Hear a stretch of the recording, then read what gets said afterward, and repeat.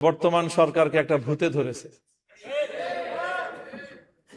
এটা হলো শেখ হাসিনার ভূত।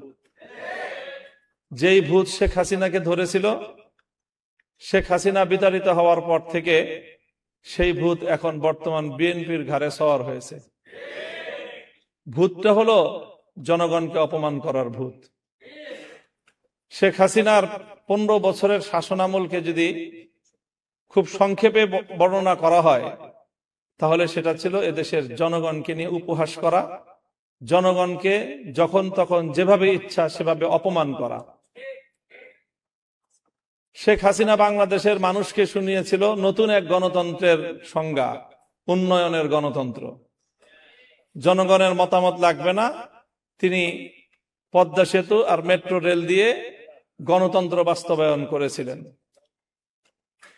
এভাবে সর্বশেষ শেখ হাসিনার পতনের কফিনে সর্বশেষ যে ব্রেকটা ঠুকেছিল, সেটাও ছিল জনগণকে অপমান করার এক ভয়াবহ বিভৎস দৃষ্টান্ত।